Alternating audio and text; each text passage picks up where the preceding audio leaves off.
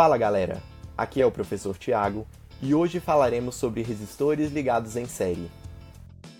Vimos que em um circuito onde os dispositivos estão associados em série, só há um caminho possível para a passagem da corrente elétrica. Dessa forma, todos os elétrons são obrigados a atravessar todos os dispositivos.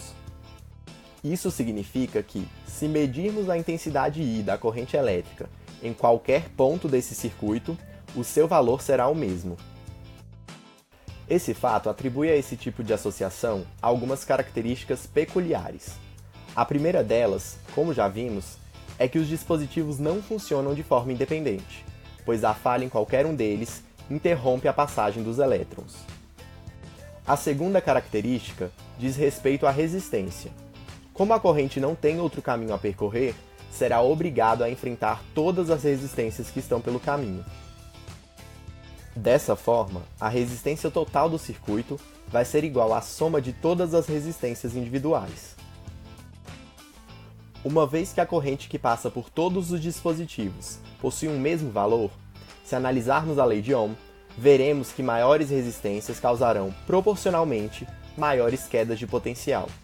Essa é a terceira característica. Por exemplo, se um resistor de 2 ohms causa uma queda de 10 volts, outro resistor de 4 ohms, se estiver no mesmo trecho, causará uma queda de 20 volts. A última característica relativa a esse tipo de associação diz respeito às quedas de tensão causadas pelos componentes. Vimos que a tensão fornecida pelo gerador é igual à soma das quedas de tensão causadas por cada dispositivo individualmente.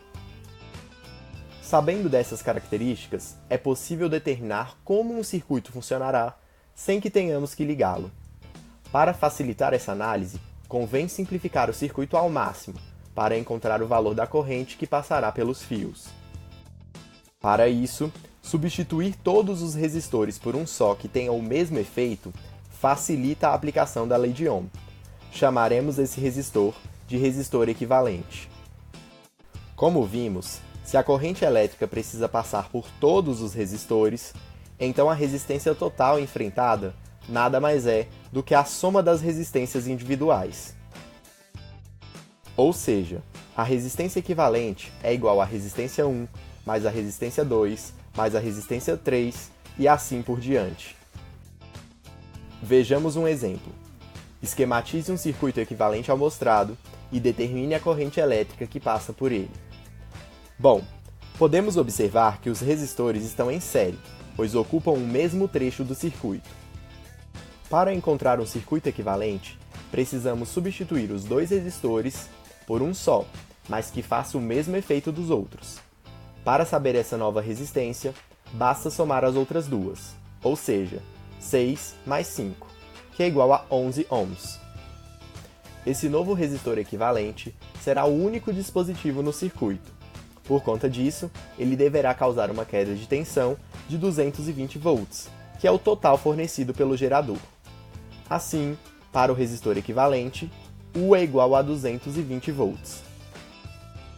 Como temos a DDP e a resistência, usamos a lei de Ohm para encontrar a corrente.